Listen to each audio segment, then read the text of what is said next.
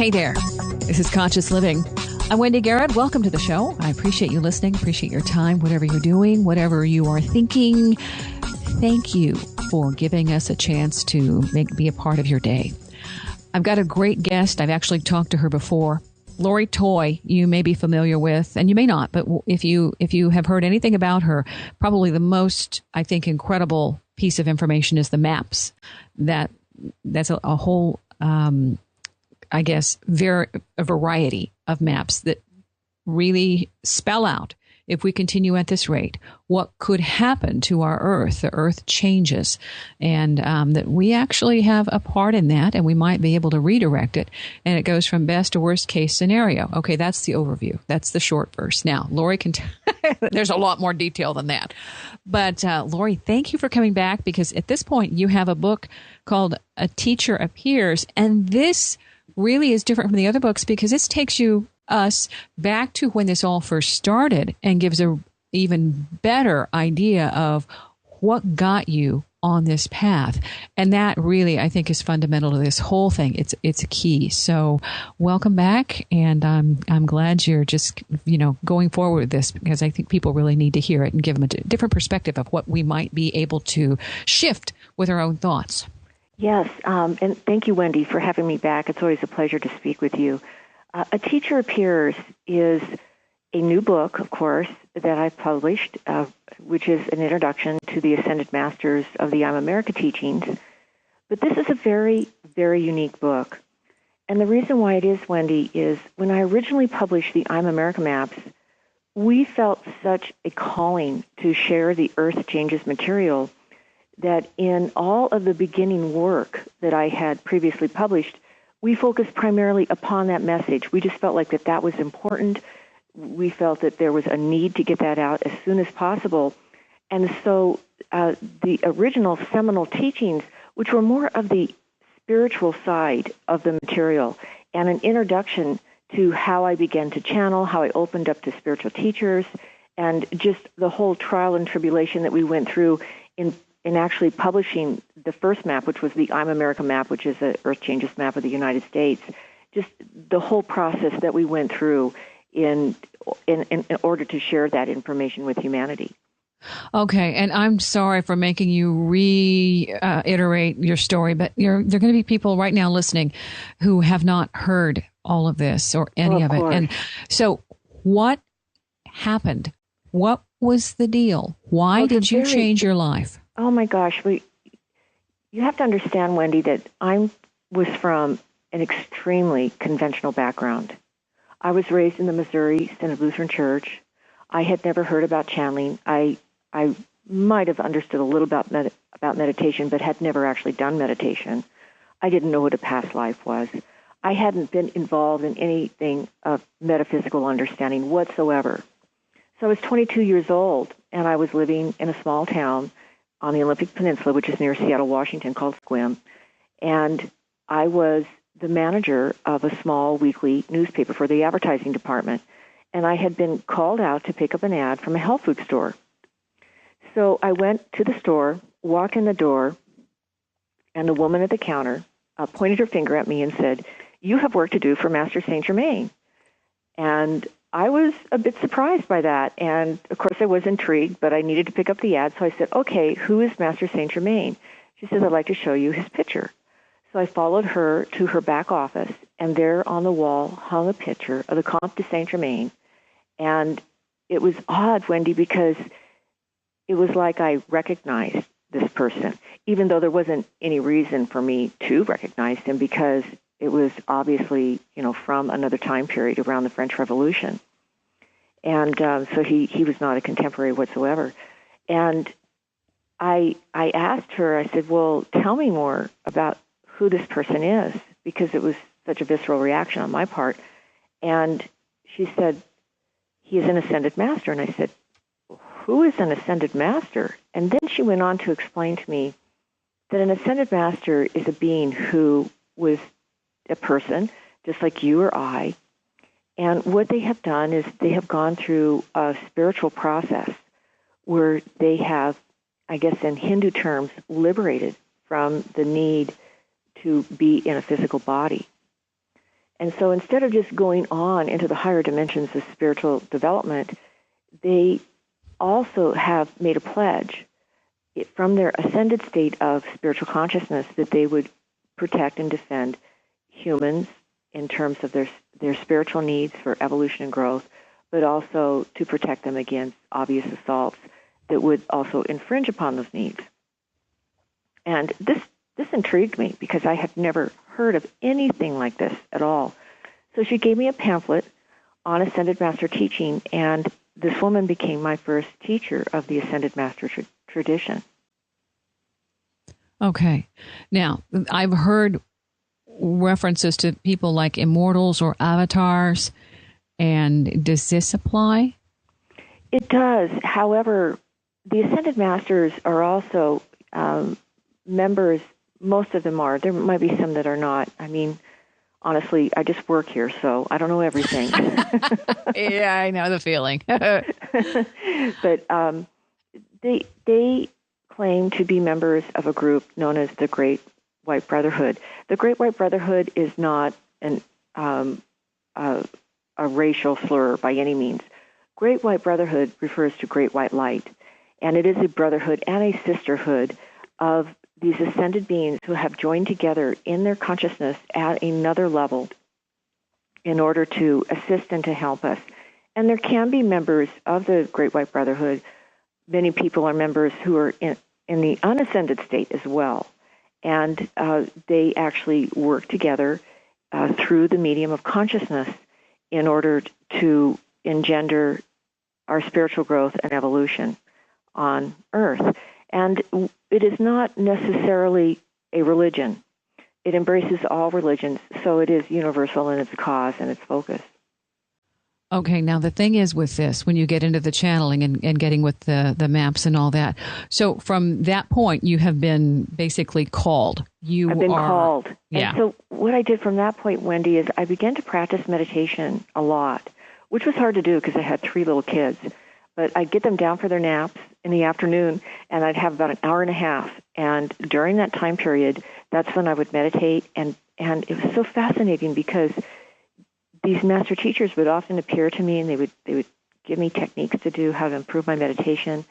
Saint Germain, who was one of the major teachers that I worked with in those early days, would show me past lives.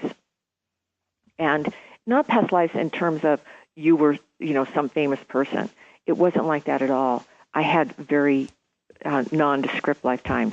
But what he would show me is how those lifetimes actually had an effect on what I was doing today, and how every lifetime is important and has an impact on who we are in this present moment. Let me give you an example, because I know how that one is interesting. For instance, this is interesting. I in one of my past lives, they showed me walking on a street. I was a man, and the one thing that I always was told to do by other students of metaphysics is, when you're in a regressive state, is to always look at your feet, because your feet will show you a lot of where you're at in the context of that lifetime. So I looked at my feet, and I immediately recognized that it was probably, had to be 16th, 17th, possibly 18th century. It was really hard to tell. I'd have to do a little more research on that, but I was a man, and I was walking down a street with 2 other individuals, and I was living in Portugal in that lifetime, and I was a map maker. How did you know you were a map maker? We went into a shop, into the shop where we worked, and we were scribing these maps. And we were working, of course, and then later on I did some research, and I realized that the Portuguese, were very much involved in making maps. So I did have a lifetime where I had actually scribed maps for the New World. Okay, so thus that connects you to the Earth climate change maps for the United States. For today. So that was one other just little piece of the puzzle. I mean, there's many, many other things. That's just one, which would probably make more sense to the listeners. Okay, but now they probably connected the dots for you in that way. They really did. They really did. But of course, at that time, it meant nothing to me. I had no idea what it meant, because this was early 80s, and I was just in this whole process just as, a individual working to grow and to evolve spiritually. So where did the robes come in? Excuse me? The robed, the guides, those. What happened is shortly after that, after I started this whole process of meditation, I was awakened one night and I could smell sharp oxygen, like ozone, in the room. And I thought, I must have left a window open because we had a lot of thunderstorms on the prairie where I lived. And I rose up in bed and I noticed at the foot of my bed that the Master Saint Germain was standing there. And first I thought, I must still be dreaming. And so I sat up and I kind of waved my hand through the figure, and the figure vanished. So I just thought, I'm just, still kind of in that state between, sleeping and waking. And I just figured, well, it's just some sort of a dream. But shortly after that appearance, I began to have a dream. And it was a vision-like dream. And in that dream, four beings in white robes presented a map of America. But this map was very different than any map I have ever seen. And it showed that the United States coastlines had drastically changed. But not only that, Wendy, I noticed that there was like an energy exuding from the map, and as if that there was this really high energy coming off of the map itself. So I was very much impressed by this experience. And I realized that this was more than a dream, that this was a vision, and maybe even perhaps more than a vision. I had been called, but I didn't even realize that, of course, at the time, as how often those experiences are. Mm-hmm. But I called a friend later on, and we had been part of a small spiritual and metaphysical meditation group that we had formed in the small community we were living in. And I explained to her what had happened. She says, well, these changes have long been talked about by many different traditions. And she said, but, don't focus on the fear. Focus on the fact that afterwards there is to be a golden age, a new time of high energy for humanity, where humanity will evolve and be more realized in who they are as divine beings. And at that time, too, of course, I was the mother of these three small kids, and it wasn't like something that I was going to go out and broadcast to anyone. I had just shared it with her. But later on, in 1988, my life had drastically changed. I had gone through a divorce. I was now a single mother, and I was stressed out just by that whole experience. So I returned, of course, to spiritual practice and was attending a meditation class. And the meditation leader had asked each of us, to explain what we were experiencing in meditation. So I began to explain to her that when I meditate, that these teachers come and that they will describe certain things for me to do or make suggestions, and they're helpful. And sometimes they leave me on my own. And she just got this very puzzled look on her face. And then a knowing came over her, and she says, she says, you must be a channel. And I said, a channel? And I had never even heard the word channel before. I didn't know what that was. And so afterwards, a friend who had been attending the class with me, we went out to have a cup of coffee, and he said, with your susceptibility to be near these spiritual teachers, I think that she's probably right, that you would really make a great channel. And then he lent me several books on how to open up the channel and how to channel and what it was. But he also said, I'm very intrigued with your dream of the map.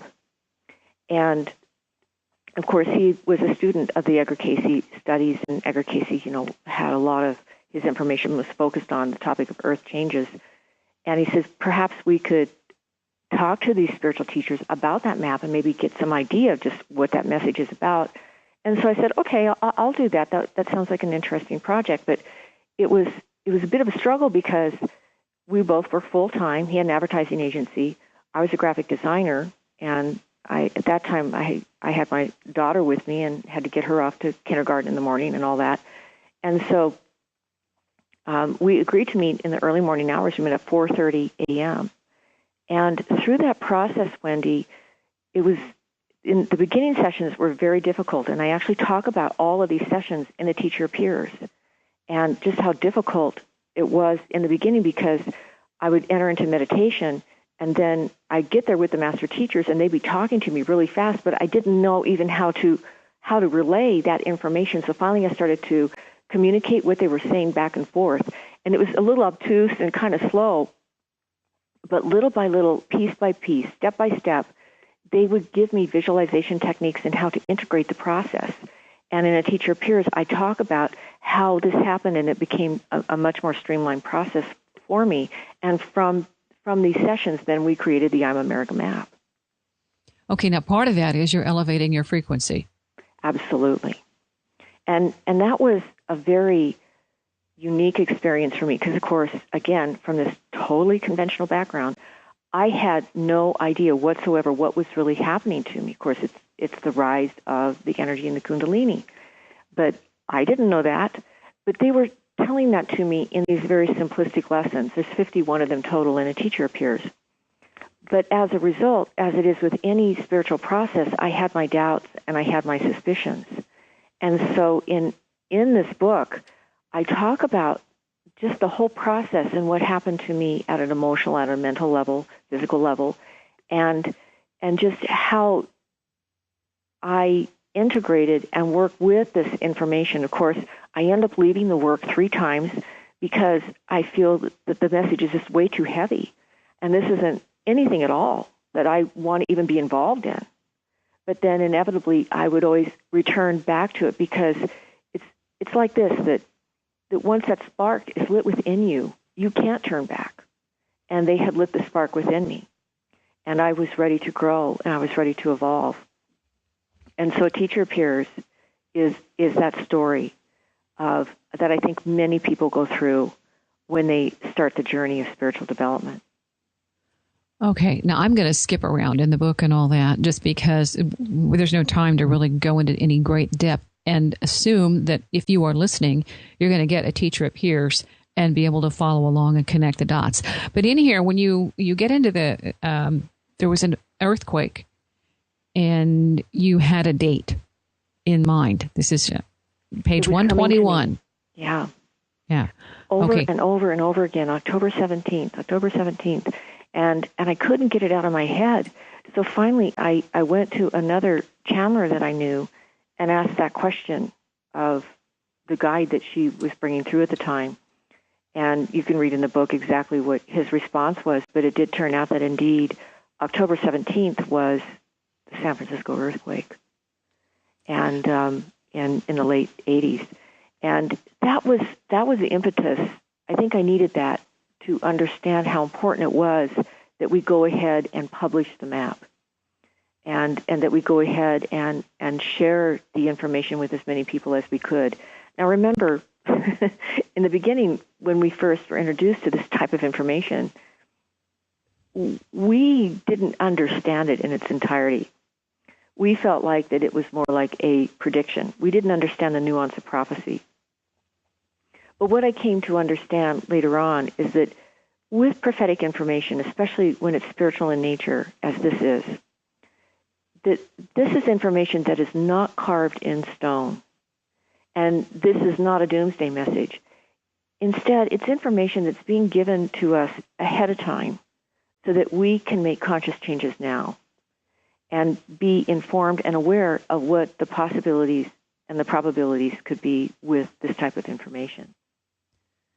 See, that's what I think is so powerful, is that people, they desperately want a concrete, this is what's going to happen, blah, and that isn't the way it works. We are all co-creating at the same time, and we have the ability to upgrade at any point or downgrade because of what we are adding to the equation. And I think that's really the powerful part of this message, is that no matter what information you're presenting, this is something that's a work in progress. It is always a work in progress, and I think it's because our Western culture is very black and white. We don't easily and readily embrace metaphysic tenets. However, in Eastern cultures, and I would include the Native American indigenous cultures with that, the more traditional cultures, to them prophecy is just a normal everyday part of their life. They recognize the role as the prophet as playing this very important role in their group. And the prophet always kind of has their finger right on the pulse of the collective consciousness. So they always understand and know what the possibilities and the probabilities are. And then the group then can take whatever action is necessary to ameliorate or help to heal that possibility and probability. But of course, we coming from this more traditional Western culture, we did not understand that. And so we sort of get obsessed with the idea that it's a false prophecy if it doesn't come true, which that's not what it is at all. In fact, I see it more as a diagnosis, as the ability to heal and to make a change now. But we, of course, nailed the masters over and over and over again, and we'd ask them for dates. And they would just like never come out with anything that made any sense to us. But finally, and then a teacher appears, they're very clear, and they talked about you have to understand reference points. And of course, we had no idea what in the world are they talking about. So I looked up the word reference point, and this is what it is. It's a position in the landscape of the ever-present now where one can evaluate or weigh probability. So what that means is that a reference point is placed so we can initiate comparison between the actual events, prophesied events, and the possibility of their timing. And they actually did give us some reference points, things that they felt that we should look for to warn us if we were entering into a perilous time of change. And these things I think are really important to share with listeners. The first thing that they said would happen is that the United States economy would take a downturn. And then that economic downturn would spread and be a worldwide economic downturn. Then they said the second thing to look for would be overall global warming. And so those are two things that we're actually seeing right now and experiencing right now. Then they said we could experience worldwide earthquakes. That would be the third thing. And this would happen through two possibilities, either an impact from a meteor or from the excess weight of the water on the tectonic plate system. So either way, that third possibility is yet to emerge. But we are seeing two of those reference points, and we're living them today. So this has been another reason why I decided that I wanted to share A Teacher Appears, because I feel that the more spiritual information that we have at this time arms us. This is our preparedness for what may lie ahead and how we can possibly ameliorate, change these things, or remove fear of these events and realize that if we are to encounter these within our lifetime, these horrific changes, that at least then we will have the necessary spiritual armor, as the masters would call it, within us to deal with whatever happens.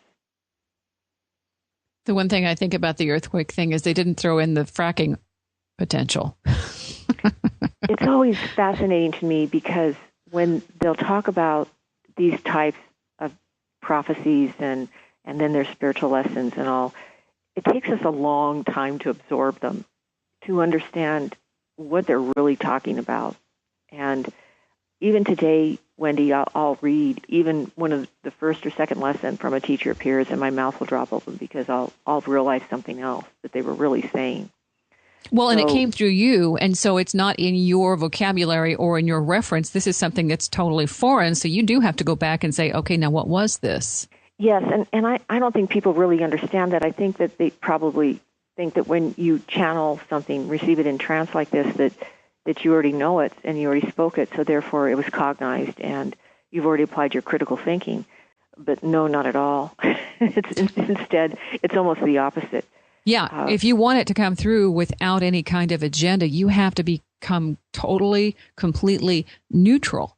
Otherwise, you taint it. And not only that, you just don't even, in the technique that I use, I don't remember 80% of what is said. I'll have a faint memory, almost like I've been in a dream state would be the best way to understand it. And my method is I'm clairaudient trance channel, so I go into a light trance. I don't allow ever the spiritual teacher to completely take my body over. There's some channels that do that, and they're very, very good at that, but that's not my forte. And then what I do from that is that we record the sessions, and we make transcripts of them, and then we go through an editing process, and that's how the books, of course, are created. I want to talk about the thing you have right now on LoriToye.org. You actually have a book, an audiobook people can tap into and listen, stream if they want. But we're going to talk about that in the next segment here, okay? In the meantime, though, if you're following along, the book is A Teacher Appears. This is the introduction to the Ascended Masters of the I Am America teachings, okay? We finally have that building block around which everything else is centered on conscious living.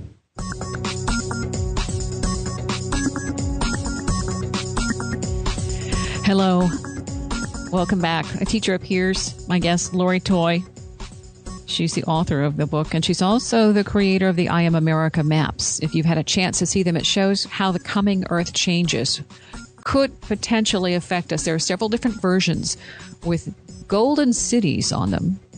And those are cities of illumination, the cities where people will have certain abilities, and they're called together to basically work in a concentrated effort on manifesting those. Is that a good way to put that? Or very good, yes. In fact, it was so fascinating, Wendy, because when we received all the Earth Changes material, remember when I said that there was that energy exuding from that map in the vision dream? What the spiritual teachers explained is that there were these areas on the Earth that would manifest before and during this time of great change. In fact, they're present now, so anyone can travel to them and access them now and work with them. But they are prophesied safe havens for interaction with spiritual energy. And what they are these vortices. They're known as Golden City Vortices or Golden City Vortex areas. They're over 200 miles across, and they resemble, if you were to look at them from above in a plain view, they look like a large Maltese cross. But they contain within them a sacred geometry, and that sacred geometry can be accessed by us. They interact with Mother Earth alongside with their stewards of different ascended master teachers, and they are places where we can accelerate our spiritual growth and development during this time of great change. They call this instigating and fostering the ascension process, our own ascension process, so that we can move on to a different plane of understanding and actually liberate from this plane if we so choose. Now, the ascension process, of course, is something that maybe for some would happen very instantaneously and go very quickly for them. But for most of us, it is something that starts in a lifetime and continues through many other lifetimes. But what the Golden City vortices are claimed to help do is that they help us to accelerate that growth and actually also help the earth at this most critical time, because the prayers and the meditation and any kind of spiritual technique or practice that we would use in a golden city is alleged to amplify in its effect for the world. So these are critical points. So if I were called, after listening to you, to go to such a space and practice my ascension, work on my ascension, improve my ascension, devote myself to ascension, where would I go? Well, there's 5 areas in the United States. So it seems, and it's really fascinating because none of them are really located on coastal areas, but they're located, just enough inland that anyone can get to them quite readily and easily. But the first one is in Arizona, New Mexico. The second one is in Indiana and Illinois. The third one is in South Carolina and Georgia. The fourth one is in Idaho and Montana. And then the fifth one is primarily over Colorado, but also embraces some areas of Nebraska and Kansas. There are also more of these throughout the world. And as we were more educated in this whole process of what they are and what they're about, we received a world map from the master teachers, and there are 51 of these total throughout the whole world. And of course, 51 is the Mayan number of completion. Okay, and that calendar is available, or that map is available? It will be available. We're in process of reprinting the Freedom Star World map right now, and so people can go to my website, and it should be available in the next couple of weeks. How has that changed from the time that you initially put this all together?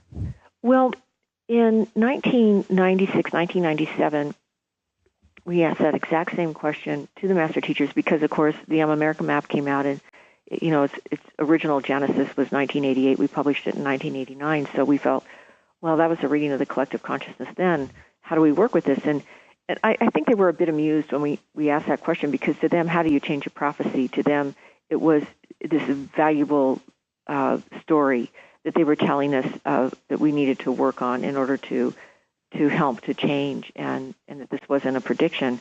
But what they did for us, Wendy, is they presented the six-map scenario, which actually depicts how the Earth could possibly change, and they used the United States as the model. So these are United States maps.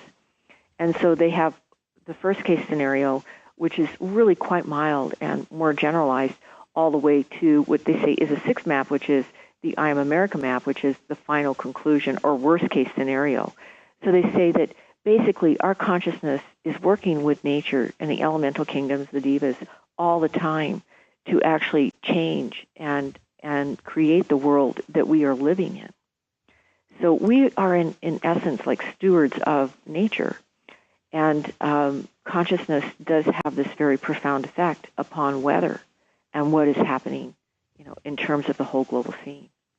Well, and if you pay attention and you look for your own signs, your own connection with spirit. It was interesting this morning. I was writing and getting prepared for this, and they said, "Okay, now take a break and go out and take a walk." And so I walked out in the backyard, and there was this wonderful little garden snake in the backyard. Now, how many times I've gone out there and haven't seen the snake, nothing. But this morning happened to be the moment when the two of us had our little encounter, and he didn't run away. I quickly redirected the energy of the dog so the dog wouldn't come over and have a festival. And so that, but I go back over and the snake is turned around just waiting for me to look.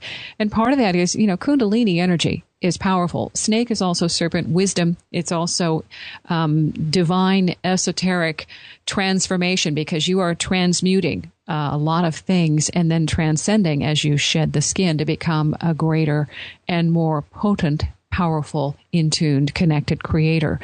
To me, that was symbolic of everything that's going on in this moment, saying that we are learning how to basically get out of that physical form and become a higher embodied being. That's what you're teaching with all of the great masters. Yes, gives people a tool to do. And so powerful, too, that you saw that snake, because it's also representative of the energy of the Earth Mother. The golden cities are really known, as we've come to understand them, they are the Western Shambhala tradition. In Buddhism, of course, they talk about this mystical city of Shambhala that was once existed on Earth. It was a perfect city. It was a place where the immortals resided. It was a place you could go and actually receive instruction. And this, of course, is embedded in the provenance of all ascended master tradition. Of course, Shambhala in the Western tradition is a little bit different. And these golden cities actually, their energy stream from this ethereal city, and they're archetypes of this same energy, but it's duplicating 51 times now upon the earth, so that we have more energy at this time as we move into a golden age, so that we humans can shed that skin, as you were talking about, and transcend and move not only into fourth dimensional consciousness, but onward into fifth dimensional being and conscious expression. That is the overall goal that I see is happening not only through the earth changes, but through this recalibration of the earth that is happening not only through the golden cities, but also through energies that are coming to us right now from the galactic center, or the great central sun. They give you practices. The violet flame is one of them.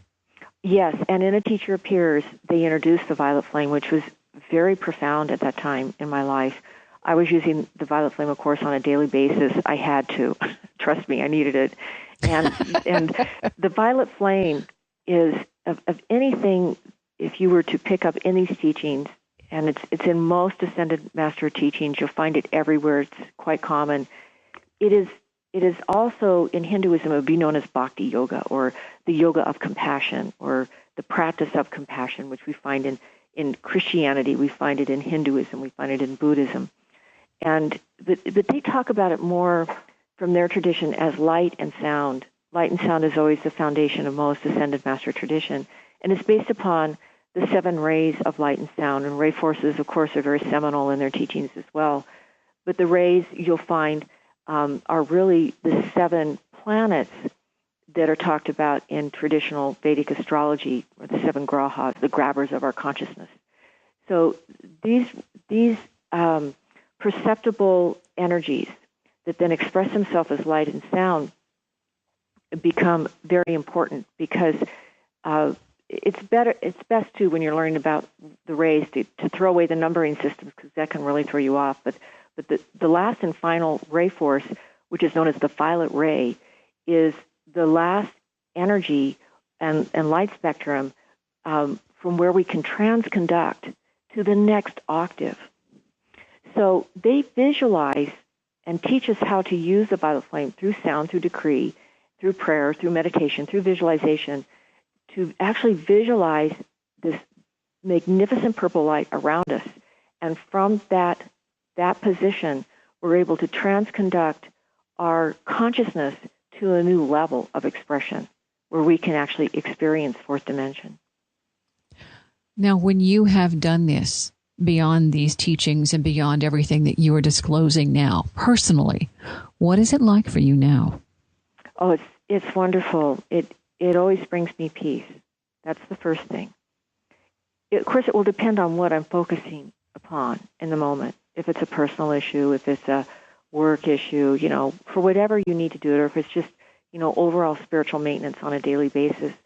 For me, what I've noticed most with using violet flame and working with the violet ray is that I invoke the energy not only of the spiritual teachers to help and assist my own ascension process, but it also, for me, and I'm sure it's different for everyone, depending on what they're using it for, I get this sense of detachment, where whatever is worrying me in the moment, or I'm emotional about, or whatever it is, whatever spiritual problem I might be dealing with, it allows me to detach, and then I get perspective on that.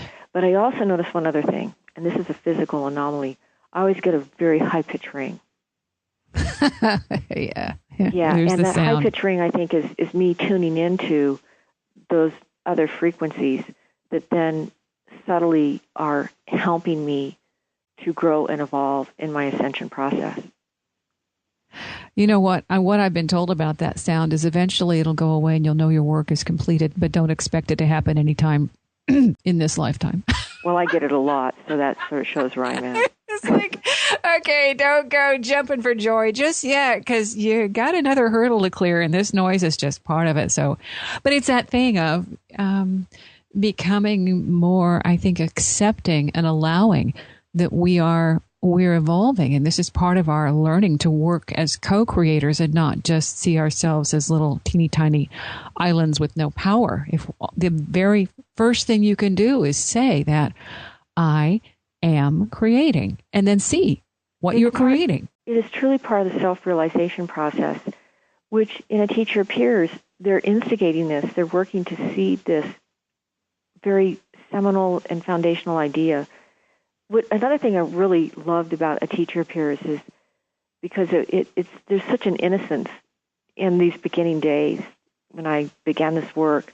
And the master teachers, of course, are just educating us about really foundational things like the I am, the presence of God, and what that is, and how you can distinguish between what is the I am presence, your own individualized presence, a spirit guide, and then a master teacher.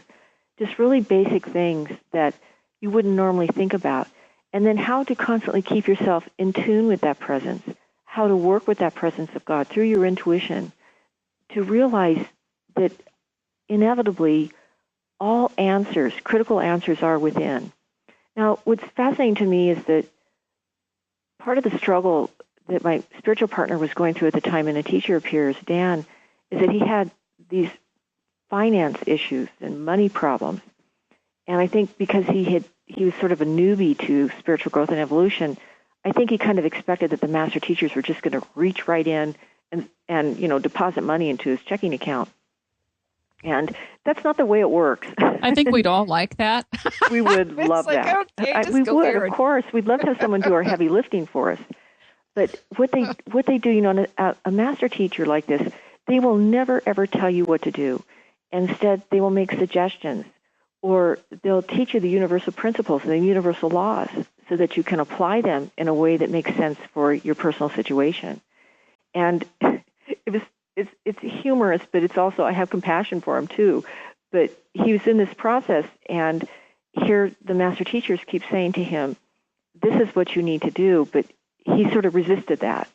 And I think that that's real typical of all of us, that when we get into this process where we realize this is the answer and it's within us, and we ourselves must change in order to transform to new circumstances and situations, we resist that. And so this is the story also of that resistance. What I think is really things cute. Things just didn't happen immediately. No, it's this thing of, okay, show me the money and I'll make a change. Show me the money and I'll make a change. Okay, that's fast backward. It really is, because make a change and then you get the result. They're working to show us the power within us, that innate divinity as a co-creator that is within us, that we can work with these universal laws, which is the God source within, and how to actually activate our hearts and to become motivated from our hearts, and which later on, of course, now they're discovering through the Heart Brain Institute that there are actually these cells in the heart that they work just like a brain. And so I realize now that the master teachers are talking about how we activate the heart brain to begin to make our decisions, and how we begin to then, make our choices, our actions. Now, in the 47, love is emotion, energy, and heart. Let your heart be your guide. You talk about some of that, the heart information. Yes. My spiritual partner, Dan, of course, became so fascinated. He got kind of caught up more in the paranormal aspect of it, where I was more into the philosophic side of it. And he was fascinated with channels. And our whole journey, as we set out, we loaded 500 of these maps in the back of my car, drove down to California, went on this tour throughout part of the Pacific Northwest, on down to California, into Arizona, sleeping on living room couches, sharing and giving this presentation, with people. He was always sort of a connoisseur of channels, and so he wanted to be with more channels and experience their energies and their nuances. He was just fascinated by this whole phenomenon. And inevitably, what happened is he met another channel, and he decided that he would prefer to work with her than with me. And that was the end of this little journey of a teacher of peers. And I think that was the transcendent beyond the crutch. For you, it was because then, of course, it paves the pathway for my second book, which is coming out next year, which is Sisters of the Flame. Of course, I was a bit saddened and bereft in the end because, a channel, they need to work with a person, and they're known as a sitter. And, of course, they ask those very important questions. But we were also involved in a personal relationship, so he was this great love of my life at that time. And so here he was working with another person who was channeling Saint Germain. And so what I did at that point in my life is I began to work with a group of women. And it was very empowering for me, because then I got in touch with the feminine. So it was this whole evolution that was happening to me personally alongside these amazing lessons from these spiritual teachers. Well, and you do, in the book, it's talking about before you do this violet flame and some of these really intense, basically energetic shifts, be sure and clean up that heart chakra. Get that in order. Because I tell you what, if you try and hurry this stuff, it can really mess with you energetically. So there's a reason for the process to be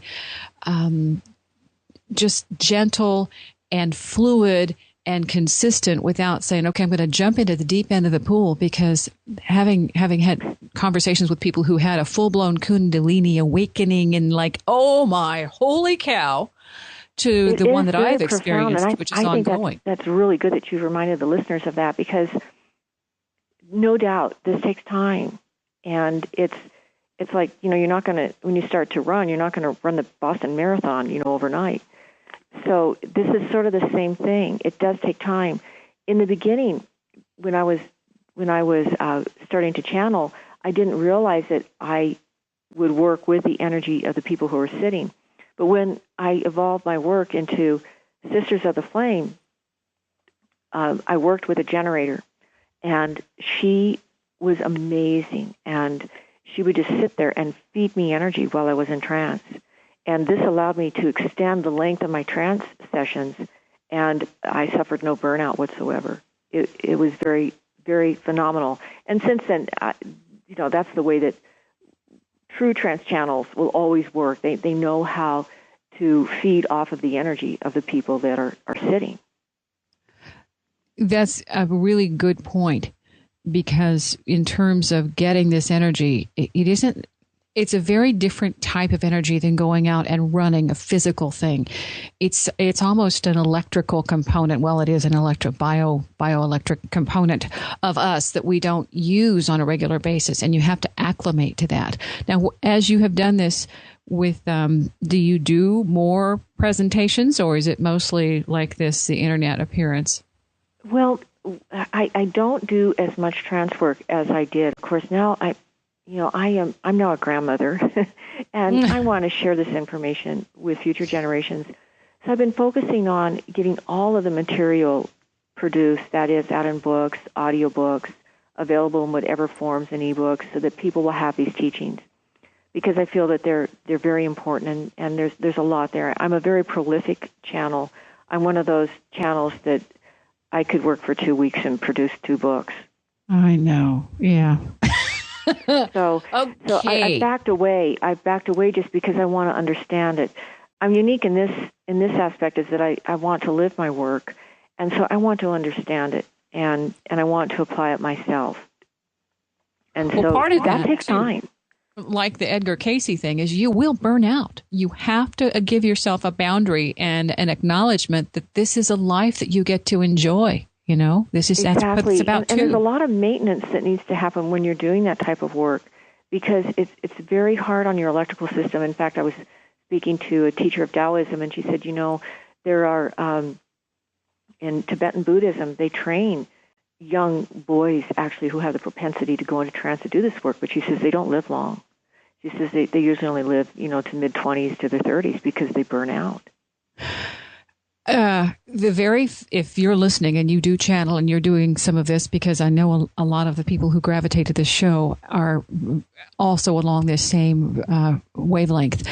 Remember things as innocuous as really taking a shower, getting a massage, doing Kundalini exercises, Kundalini yoga, or doing Qigong or Tai Chi, those kinds of things. And if you can't do that, just take a walk and hug a tree.